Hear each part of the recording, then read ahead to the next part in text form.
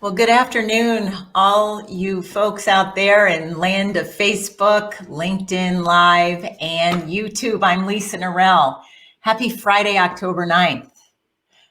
We work with marketers and leaders to help them accelerate growth and innovation, and I've been hosting these live streams for the last several months.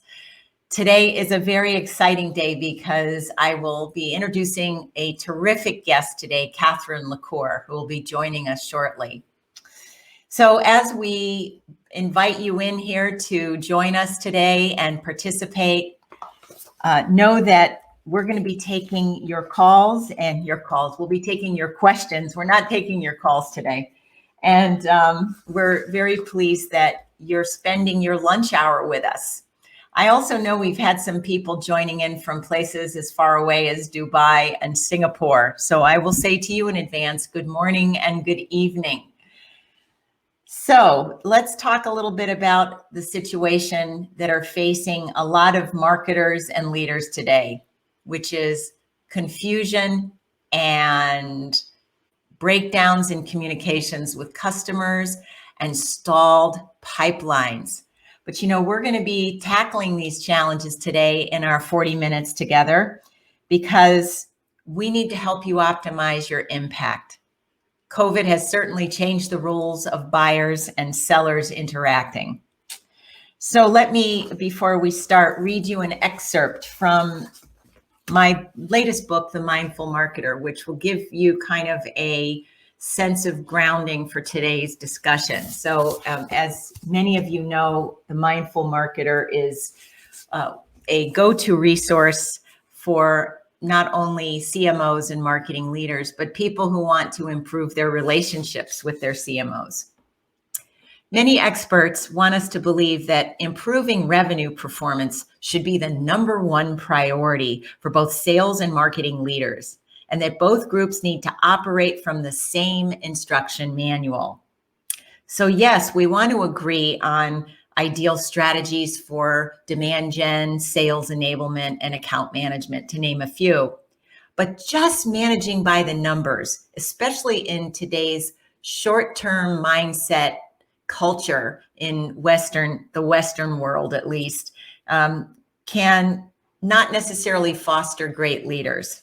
The great marketing and sales leaders additionally focus on things we're covering today with Catherine: customer conversations, behaviors, and setting the right environment. So that's why I'm very excited today to welcome Catherine to our session. So let's add Catherine and welcome her. Catherine, hello. Hi, Lisa. How are you doing? Can you hear me, Lisa? Now I can hear you. Awesome. Great. I got nervous for a minute. The joys of virtual. The joys of live stream. Yes. Yes. How is everything in beautiful Charleston, South Carolina today? It is beautiful. Actually, we're having a beautiful day. It's sunny out, and really just happy to be here with you. Well, you are a seasoned technology and marketing leader. I mean, you've been around for a couple of years, and you've really shaped the brand at Blackbaud as their chief marketing officer. What has the past year been? I'll say 7 months. How have the last 7 months been for you as a leader, overseeing so many spinning plates? Yeah, I mean, I'm sure it's like everybody on this call. I mean, it's been unprecedented, right? I mean, I said this, actually, I think it might have been to you, Lisa. I've said to somebody, boy, coming out of this, we as marketers talk about being marketable, given what we have learned and lived through, just not only from an operations standpoint and pivoting operations pretty much on a dime, but also to leadership and management of teams in a pandemic, and in a time where we as a company, had 3,500 employees go remote overnight, and then all of the employee engagement and culture challenges that came with that. So it's been, it's been a challenge, but it's been one of the kind of most amazing learning times in my career, frankly. Yes. Oh, you could, that would be like an understatement. I have been learning at a rapid pace. I never thought I'd be live streaming and having to learn so many new features and network performance standards and things that I never thought I would need to learn. But here we are. We're standing tall and we're making it through the storm together. Yeah. Well, I'd love to hear from you. What we were going to talk about today is what marketers need to know about sales during COVID. And I need to ask you, though, this is the Mindful Marketer live stream. How do you personally, because you and I've had a lot of great informal discussions about mindfulness, how do you bring your mindful practices into your daily life and your work? Well, yeah, I mean, I love this, the concept of being mindful. I really sit in it as being kind of as intentionality, right? What is waking up every day, and whether it's in my personal life, being mindful or intentional, or in my professional life as well. And it's really that intentionality that takes the forefront in terms of my approach to marketing. And I think it goes back to, frankly, where we started, is how do we as a marketing function discipline, or within the marketing organization in your company, how do you adapt a learning culture that starts with listening? Because I think to be mindful, it really does start with awareness, right? And that can come through listening to your market, to your customers, to your stakeholders, your employees, your competitors, and then adopting this kind of reflect, rethink, and reboot. Right. I feel like the companies that are most aggressively adapting and extending new ways of operating and thinking are the ones that are going to stay leading edge, are the ones that are going to turn this crisis into their advantage. And so that adaptation and that resilience is going to create the most value. And I think to be able to adapt and to be truly resilient, that mindfulness intentionality is so important. I mean, I think it's the resilient employees we want, right? Those that are inherently positive and have optimism, and those that can, create clearness out of chaos, and those that can adapt and be flexible. So, when I think about mindfulness, and I think about how in marketing, how to really practice that, it really is about looking at what we've learned. It is looking at then how we apply those learnings and pivot in each of our discipline areas so that we're better serving our markets. We have a better customer journey. We have real authentic connections and engagement with our prospects and customers, and with our internal and external stakeholders. Yes, and you really touch on one of the 5 qualities of mindful marketing that I talk about in my book, which is being able to adapt. And, breath is such an important part of mindfulness, and you have to breathe in flexibility and breathe out what I call tradition. Oh, I love that. Because to me, tradition is a form of control. Like, well, we've always done it this way. You have the business development representatives reporting to you. And, you could argue, well, of course, we've always paid them based on number of appointments, or number of deals that are in, sales qualified status. And I know we're kicking around a lot of terminology here that may or may not be relevant to some people. But it's important terminology. But you kind of put tradition aside when COVID hit and started to rethink your model, your framework, your compensation. Tell us a little bit about how what you looked at. Well, yeah, I mean, we looked at, with specific to our BDR team, we didn't change, I'd say, the comp per se, but we did adjust goals. And we really halted an overt selling motion at the beginning of the pandemic. And so when you're a business development rep and your job is to be on the phone all day, taking leads that marketing is giving you and qualifying them and setting up an appointment for your sales team, and we tell you to stop selling, you're going to worry about your paycheck, because we're paying you on those meetings that you're scheduling. One of the things that we do as an organization is we also pay our business development reps on the number of contacts that they update or add to our database. So contact data health is an important discipline in our organization. And I think if I can remember, our BDR team has added, I think to date, about 70,000 new contacts.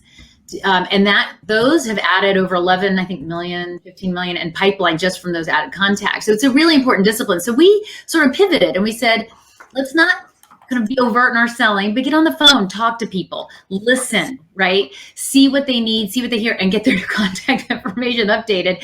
And we put a little bit more weight there. And, just through those conversations and pointing people to some great resources we've done, we've built some really goodwill. Just reaching out and touching, how are you doing? Not trying to sell, that I think we're actually beginning to see the fruits of now. And what things are coming to fruition now that we're in month number 7? What is shifting not only for your BDRs, but also in the way your customers or prospects are connecting with you? Yeah, so I probably, like everybody, we saw this crazy level of engagement at the beginning of the pandemic. Our engagement was, for us, at an all-time high. I think during March, April, and May, we had about a 200% increase in our webinar registrations. We had a 55% reg to attendee conversion rate, and pre-COVID industry averages 25-35%, and about a 45-minute watch time. So our top of the funnel was booming. It was booming, but we did have some stalling. And, we heard from a lot of our customers that they wanted resources. They wanted free training, toolkits to help them navigate this as they pivoted their missions and their operations online. And they were really looking to us as a thought leader. And so we really leveraged this ask, and we, helped to continue to support our customers in a new, different way, and really promote our brand in a different way, frankly. We put out a record number of white papers, of best practice webinars, as quickly as we could get them written. And again, we held back from that salesy marketing approach. And, we're seeing, like I said, we're seeing this begin to change. I think the stall we've seen, actually, particularly in the last month or two, we begin to see the velocity of our funnel begin to pick up again. Well, that's exciting. Tell us, pre-COVID, who was your perfect buyer, your senior decision maker in a typical account? And has that shifted at all during COVID? So our buyers vary by vertical, because we're in a bunch of different verticals and markets, and it varies. But we're a tech company, so normally we, it could be the CIO, it could be a development officer, because we focus in the social good space for nonprofits, foundations, but we're on the higher ed, so it's the advancement officers. So our buyers haven't changed, but our buyer behavior has changed. And I say that because we're always on now. I mean, I know you probably feel that. I feel like I'm working probably longer hours than ever, and our buyers are always connected. And so what we're actually having to pivot is the way that we are talking to the buyers or interacting with them or getting ahead of them and their needs, because they are always on. And, I don't remember the exact stat, but it's something crazy, that 75% of the buying journey or buying decision is done before they even talk to a salesperson, right? And so, our ability to better personalize, to better segment, and to move to a more kind of conversational marketing rhythm has been really, really important. And then to leverage the place where these buyers are going, because they're going to third-party forums, they're going to blogs, they're going to communities, because they want to engage and get more information now up front than they ever wanted before. Yeah. So how do you best equip your sales teams and your marketing teams to take on more of a conversational stance? That's not, I mean, I had to take 2 months worth of comedy improv classes to get this right. And, I believe there is an art to being improvisational that can translate into conversational in how we deal with people. And man, the last 7 months have been like one big improv for me. I love it. So how have you equipped salespeople to think like an an impresario or an improviser versus a person reading from your traditional sales scripts? Well, I mean, lots of training and script writing, but I will tell you, to be honest, we've taken sales out of the conversation in a lot of places. So, one of the things about people being always on is tech is now more than ever at the forefront. And so we have done a lot of work in putting that conversational tech piece up front, where we have our technology having the conversation. So we actually deployed a best-in-class conversational marketing platform that's converting our website visitors in the form of a bot assisted chat and automated appointment setting with our BDRs. Which is working incredibly well. I mean, we used to rely a lot on forms to convert, say, digital traffic. And while our forms were down about 40%, the amount of chat is, again, through the roof, just like the engagement. People are engaging in a different way. So it was really important for us to be able, we actually, to give you an example, I think it was 4th of July, we had a CIO come to our website and go to our bot chat, end up scheduling an appointment. We closed the deal 2 weeks later.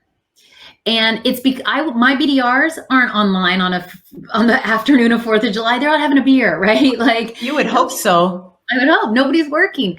But because we were there when that buyer was ready, in the way that buyer was wanting to engage with us, we were able to convert that buyer. So it started there. It also started with, back to where we started, in kind of reducing that overt sales motion, right? Giving our sales teams value-added content and research that was helping our customers pivot. How to make the best out of virtual events, how to have a better virtual fundraising. So we were there as consultants, as partners, we didn't have them go in as salespeople. That's really, and again, that's why we're top of mind. Oh, hey, you called me and you gave me that white paper, and God, that helped me. Thank you. I really got to talk to you now about how I X, Y, and Z.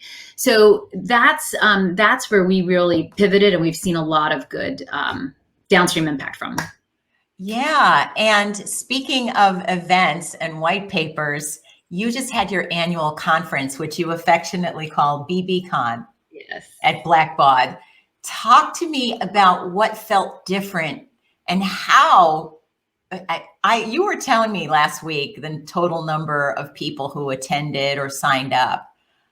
Yes. Staggering numbers. Staggering numbers. Tell us about this. I should joke that there's like champagne in my thing, not water, because it was huge. It was amazing. So we do BBCon every year, and we were supposed to be in Seattle this year, and it's always in October. And we had to, of course, pivot to virtual. We normally get, let's call it 3,500 attendees. We closed yesterday with over 38,000 registrants. We had, in some of our sessions, over 60% register to attendee conversion rate. The feedback was, best BBCon conference ever, no matter the venue. The feedback was and we made it free. I should note that our in-person is not. We actually made this free. We also normally have 3 events, one in Asia Pac, normally Sydney, one in London, one in the US. We combined this. It was a true virtual conference. We had people that loved the opportunity to network. And, the learnings that I took away from it was, content is king. I know as marketers, we say that all the time, but audiences are looking for life inspiration. They're not just looking for standard conference content. And, virtual fatigue is real. Oh, yes. You can't be cookie cutter. You have to inject fun. You have to be creative, and you've got to provide a virtual experience that creates connection. And that's what we strove to do. And I think we hit it out of the park. The other thing, in terms of my big takeaways, was the importance of being transparent and authentic, and not being afraid to be vulnerable and to discuss the kind of relevant topics of today. We couldn't ignore the state of our nation around race and diversity. And we had actually Dr. Cornel West came and spoke. We couldn't ignore that we're in the middle of a pandemic, and our anxiety, and we're all a little bit more nervous now. We had Dr. Mark Brackett from Yale speak, and he was fantastic and set the tone for a really open and vulnerable place for all of us to come. And you should have the chat. People were sharing really personal stuff because we created that environment. And so I'd say, I think we've got, I'll be interested to see what happens between all my marketing friends out there, what happens with the leads coming out of this, because that's a TBD. Will they convert as well as people who are in person with us? But my God, I think we created some amazing brand halo coming out of this event.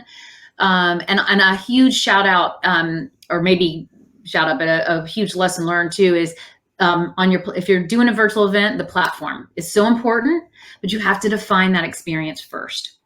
And then you've got to then you find the tech to support it and make sure that they can integrate, because we did that. We sat down and we said, here's what we want to happen. Then we found the platform, we made sure they could integrate all the pieces, and it was really seamless. So, but it was a great event. And what will you do going forward on a more permanent basis now that I've given you all of 48 hours to learn all your lessons from BBCon, from 38,000 registrations? Yeah, well, I'll tell you, it's been a joke with me and my boss, my CEO, because we're like, 10,000 people, maybe 15,000. He's like, you're the biggest sandbagger ever. So now after the end, he was like, so what number are you signing up for next year? And I was like, well, I can tell you what number I'm not signing up for is 10,000 attendees. We'll go bigger. But I think virtual's here to stay for a while. I think that we're going to look seriously at another virtual event next year. Eventually, I do think there is value in the in-person, and there's probably a future hybrid model that will allow us to maintain the same reach, but have that in-person feel, that family and community and connection that we love about our event. Other than that, I would just say, the biggest thing is just we'll continue to embrace, frankly, the imperfect face-to-face works, and it's those imperfections that make events real. And we're just going to continue to really strive to create a very different experience in our virtual events moving forward, and try not to be just a cookie cutter event. That's great. I'm glad to hear that. Well, we know too, just from some data that I heard yesterday, about 30 to 40% of the executives they've been surveying are actually not permitted to do business travel right now. Yeah. So there's still a sizable number of people that cannot physically travel. Yeah, it's a lot. That's not going to change overnight. We're going to be seeing some things go into 2021. The good news is that I think there are at least 3 drugs now in phase 3 of clinical trials. I hope that's consistent with what you heard and from the Yale doctor. So this is definitely not a loon shot or a moonshot. There are some very encouraging news on rapid discovery and rapid production underway for the vaccine. And when we look at, I'm sorry, Lisa, go ahead. So I was going to say that, plus people starting to learn more about extreme self-care and how it builds our immune systems is also a key factor as people are working and living from home more than ever. What were you going to say, Catherine? Yeah, I was going to say, I think that, I think we're all aware, and realistically, 2021 is not going to be business as usual in any way, shape, or form. And even as we're looking at our planning, it's different scenarios. Okay, we're back to life as we know it halfway through. We're not back to life as we know it all the way through. Because I think that while we might have a vaccine, people are still going to be recovering. There's going to be a hangover from this year, whether that is budget pressure, whether, it's just the way people have switched their operations. So I think we're going to be navigating this for a while. That's great. I want you to know we have Tim from South Carolina joining. We have Joyce from San Antonio, Texas, and Mark DeVito. Hey, Mark. Great to see you here. Mark's from the DC area, a CEO, asking, what are some of the best platforms you've seen for virtual events right now, Catherine? So I'll just speak we looked at a bunch, and my events team would really be the experts here, but we ended up going with Freeman. So we had used Freeman for our in-person. They knew us well. And one of the things we liked about them was a lot of the other platforms had band pricing on the number of attendees. Freeman was on the content, so we could have as many attendees as we wanted. And since we had no clue how many we were going to sign up, that was important to us. Freeman then had some partners that we, Zoom is obviously a partner, Grip.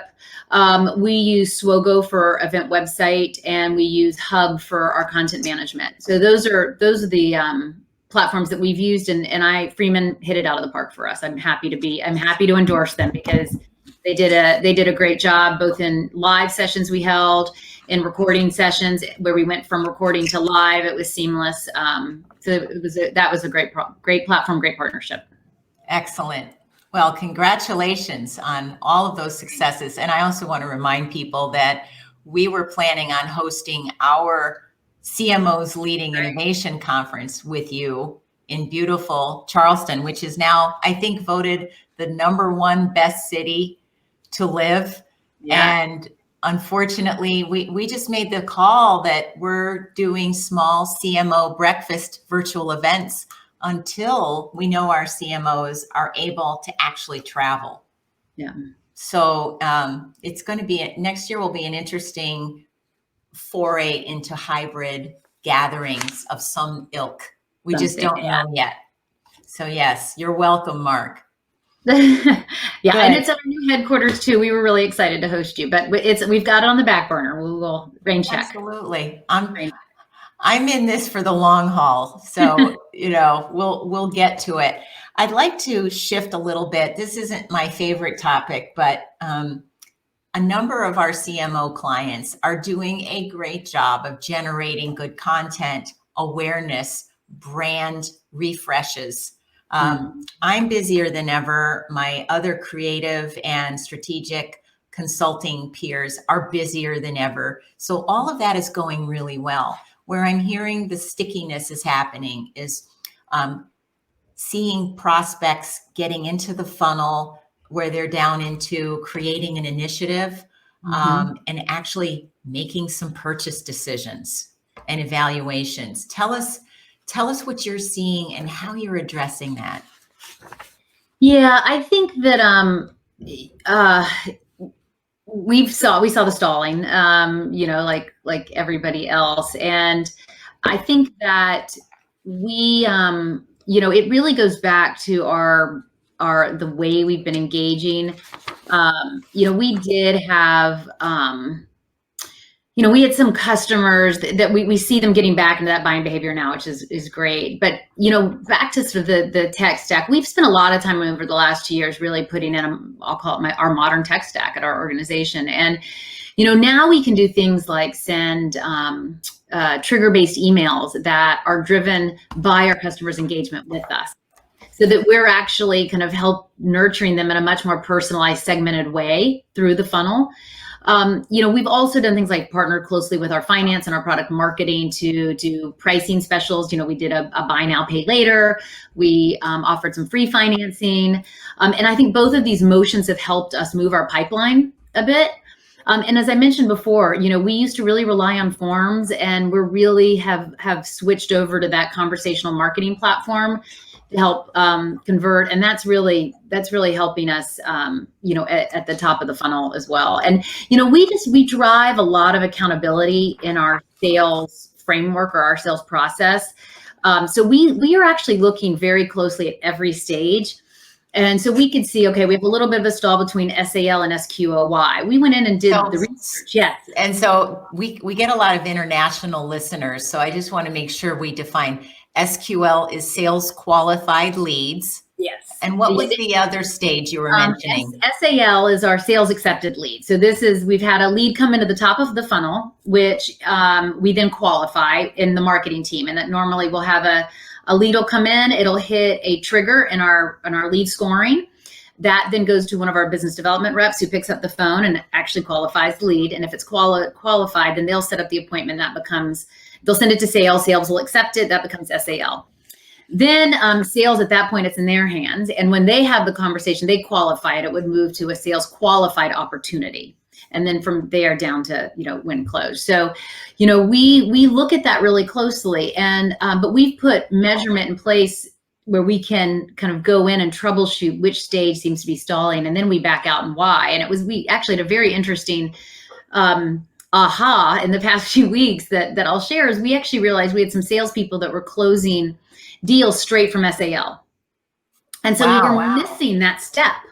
And we couldn't figure out what was going on. And so now we've just gone back. And again, because we're really driving a partnership and accountability between marketing and sales, we're working with managers to make sure that the sales is following that step so that we know what's working, what's not working, and what the actual velocity is through the funnel, because that's what's really important as well. So having the ability, having our AI and BI in place that allows us to measure, BI in this case, measure our funnel conversion has been really important. Because that certain step was circumvented. Yes. Did it prompt you to reevaluate your sales framework? Yeah, only in that we realize that how important our service level agreements are with sales, that they follow them, right? And it's not even about pointing fingers, because again, this is a partnership with sales, but it's about kind of dusting it off and reminding of accountability. And we actually have meetings every week where we partner with sales and look at, I'll call them exception reports. Where are things stalling? Why? And we want that feedback loop. And sometimes that's a really important step that's missed. Like, we don't do everything perfect in marketing, and I can't fix it if I don't know about it. I can't address, some stalls if I don't know why they're stalling. So, I think just that really reinforcing the accountability of sales roles and, marketing and how it's this partnership, that's really what it calls to mind to me, is we just have got to make sure that we're holding each other accountable to doing our jobs so that we're each successful, by the way, because that's the goal at the end of the day. Yes, I love that feeling of we're in this together. I think that's our global wish for everyone watching this as a society, but it's also important now for sales and marketing. It used to be more of an exception, but now it's a must. That yes, we're in this together. Let's get our incentive plans aligned. Let's build an actual service level agreement, which, I learned about from Tim Hill. One of my favorite people. One of our favorite people who actually introduced us. Yeah. And he educated me on this years ago. And even to this day, a lot of our CMOs don't even know what a service level agreement is. So I do want to just show something very quickly, because I know we're not going to have a lot of time to cover this, but I love what you created with a sales leadership framework. Is there anything here that really has, what I'll say, cemented your relationship with sales in ways you didn't expect? Yeah, and let me a few thoughts just to level set. And this one, we call this a framework because it's really this underlying management system that we use to help drive consistency across our sales team, to drive diligence and focus on what's important in the sales process, and then that data and analytical piece, right? That's helping to drive that partnership and accountability. And this was not something I created. This is something that the organization created as part of a sales kind of productivity project, where we came together and built this. And I'll tell you what, the one thing that was most interesting to me as we partnered with the teams in the development of this is, if you look at everything that's highlighted in blue here. So this is a sales framework, but everything in blue is owned by marketing, supported by marketing, or marketing participates in. Right. And so it just, for me, it goes back to that mindset that this isn't sales and marketing, or even worse, sales versus marketing. Right. I mean, I know this is, at the end of the day, around simplification, transparency, and a best practice approach that is undergirded by measurement, by tools and analytics that allow us to be accountable as a marketing organization and a sales organization in partnership. Like, this is in partnership. I won't be successful if sales isn't successful, and they won't be if I'm not. And so this was just a framework that we've used to be really transparent, clear, and apply that best practice approach to help drive, just sales productivity, sales effectiveness, and frankly, marketing productivity and marketing effectiveness across the board for our organization. Well, I appreciate that. And if people want to connect with you for a little more detail, I want to encourage them to look for you on LinkedIn so they can also follow you. I have a question. We also have Drew from DC. And Drew says, thank you, Catherine. Can you talk some more about how you and the team have defined your customer experience, in a mindful, intentional way, and then executing upon it? Yeah, so I love that question, Drew. Thank you, because we've spent a lot of time as an organization looking at, I'll call it the customer journey, right? And we've actually defined our customer journey in 5 stages. So we have our explore stage, purchase stage, get started stage, realize value, and renew. I can't believe I got those off the top of my head. Did you have a lot of coffee or tea today? I am riding a high from BBCon, so this energy is all about an amazing event this week. And one of the things, that I'll just highlight, right, is that marketing plays a role in every single stage, right? So we look at, okay, the explore, how am I piquing the interest of my customer? To the renew, how am I renewing? Should I renew? Help me renew. So what we've really looked at is as a marketing organization, what is our role that we can play at every point in that stage, and then created the experience that we want at every point. And what's been great is that this has been a partnership across the organization. So we work really closely, again, with sales. We work really closely with our customer success teams, with our support teams, with our product, our RDO, we call them RDO, which is our research and our development team. So to make sure that we're all in lockstep. And we started this customer journey or customer experience by identifying, we called our compass. And if anybody is Disney fans, some of my team went down to the Disney course. The Disney's got a compass. And we kind of use that model to create our own compass, which is what are the 4 kind of main points of customer experience that we wanted to create. And then we looked at how we create those at each step of the customer journey. That's great. And customer journey, I think what I've seen shift that I want people to know, if they forget a lot around customer journey, is that 2 years ago, customer experience was really treated as a very separate organization in most of my client accounts. So when I was out doing keynotes or writing about this or advising our CMO peer groups about it, we always had to pull in the head of customer experience. And sadly, there were silos. But what we're seeing now is the convergence of those functions. Yeah. And I'm finally seeing a breakdown and a redesign of the old traditional funnel mindset for marketers. Now it's, how do we create the infinity sign as a true representation of our customer relationship? And to me, that's exciting. It is, and that really resonates with me, Lisa, because when I think about, what I'm really looking at for 2021 and my organization from marketing, it is about change. We've been a very lead gen focused organization. And, we're really working to create a mindset where every marketer not only has that lead gen mindset, but they have a retention mindset.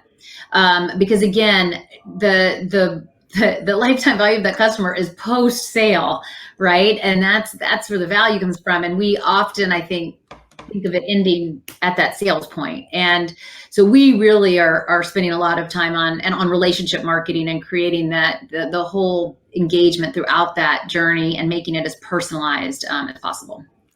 Yeah, speaking of which, we have a CMO breakfast coming up, a CMO virtual breakfast.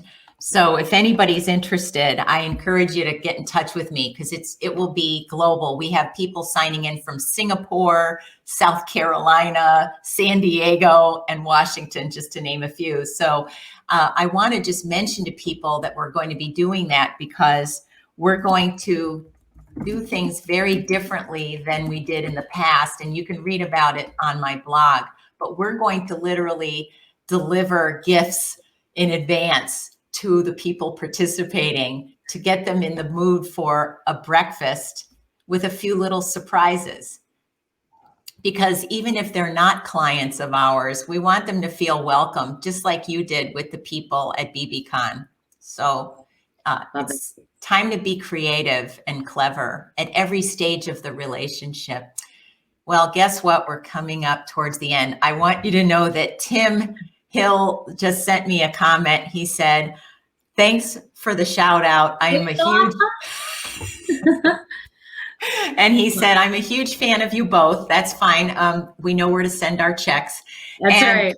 And he said, this is great stuff. I hope you're going to be recording this to share later. So the answer is absolutely. We will share this later. I've had on one of our live streams, we had 3,000. We had like 100 people watch it live, but then we're up to like 3,000 downloads or views later. So these do have good legs for people to watch later with their teams. Well, what is something, Catherine, I forgot to ask you today? Goodness.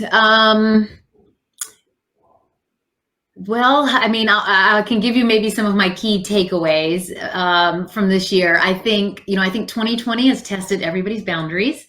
I think that though, as being in the tech space, rapid innovation is imperative to success. And I think that this year exposed areas for all of us where we need to move faster and innovate with greater intentionality. And to be able to address the most urgent needs of our customers and meet them where they are. And, I frankly think, and we started there, but, I think what we've learned from this kind of pressure cooker of an environment is actually pretty intuitive. And I think it's that we find our greatest success when we listen first and then act immediately following in a lot of cases, particularly today. And I think that we're going to see, it's going to be all about speed and qualification and responding to leads. It's going to be about conversational marketing coming to the forefront and how we engage. And I think I think we're all probably a little tired right now. I'd say that I'm also incredibly inspired by, what we've learned during this time and by how much potential we have to deliver an exceptional experience to our customers and prospects. And to say, not only we want to work with you, but we're listening to you. And I think that's what customers really want at the end of the day. Yes, they do. And I want to just remind people that Monday is World Mental Health Day. And what the work you're doing, Catherine, not only changes the world. You don't just change the world, which is a big task, but we are helping and to refill in a positive way the hearts and minds of our customers and giving them reassurance that they matter and they're being heard. And to me, that is the core of mindful marketing right there. So if people forget everything else I contributed today to this conversation, I hope you'll remember that this is your chance to step it up and really take that challenge to heart. Those are beautiful words to end on, Lisa. Thank you. I had 2 big cups of coffee today, so I'm on fire. I want to thank you again, Catherine. I can't wait till we have you back next year for our live stream. And congratulations on a year well spent to you and all of your marketers at Blackbaud. Team sport. It's a team sport. So thank you for that. And thank you to everybody out there. Be well. Yes, thank you. And I want to remind people that we are going to be scheduling another live stream coming up very soon, next Friday. We run our live streams the first 3 Fridays of every month from 1:30 p.m. to 2:10 p.m. Eastern Time. So we trust you'll be able to come and join us next week. Actually, next week's going to be kind of cool too. I'm going to be live streaming from Atlanta, Georgia. And I've taken the live stream on the road. And I'm going to be hosting with Robbie Baxter. She's the best-selling author of The Forever Transaction and the Membership Economy. And if you have any questions about anything related to subscription businesses, building a membership model, she is the global guru. So you will not want to miss it. So join us next week on Customers for Life. And remember, it's Friday, and remember to get out in the United States. If you haven't done so, get out, register to vote, go vote now, drop off your absentee ballot. It's an exciting time to not just be a mindful marketer, but to be a mindful citizen. Wishing you all a sane and healthy weekend ahead. Thank you.